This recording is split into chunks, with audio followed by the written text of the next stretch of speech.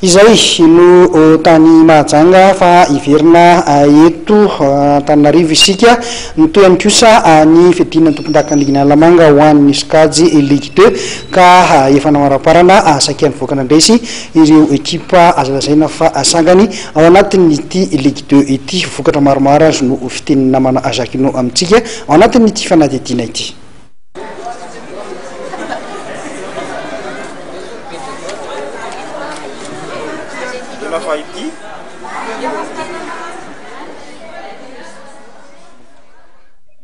Samy niezaka nanovokovoka avokoa ireo ekipa mpandray anjara amin'ny fiadinan'ny tompondakan'ny Lamanga taranja baolina kitra Sokajy Ligue 2 nandritra ny andro 5 mialohan'ny farany nitanterahana teny amin'ny kianjan'ny Mahamasina tamin'ity faran'ny herinandro ity.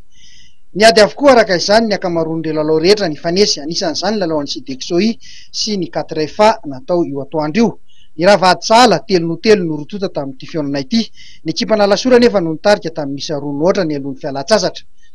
Taitra tamin'ny torimasina nefa ny Sidexoi teo amin'ny fidirana faharoa ka nanao fanafihana totoafo.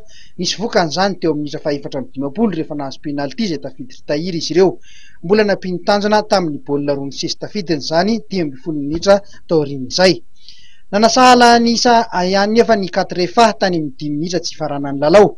Nanaraka izay dia tamin'ny isa tokana ray nohatra nandresen'ny ekipa ny FC Manambosoa miakanjo mena amin'ny sary ny Izami, vokatra izay nampiakatra azy ireo eo amin'ny lalana faharoa Vonjimaika. Toy izao kosa ireo vokatra hafa. Ny Dragon FC nandresy tsy niady ny ekipa ny 11 Gazela, ny FC CAI sy ny Jet Mada kosa nisaraka jala 2-0. Ny FC Malaza nandresy ny FC AZ tamin'ny isa 2-0.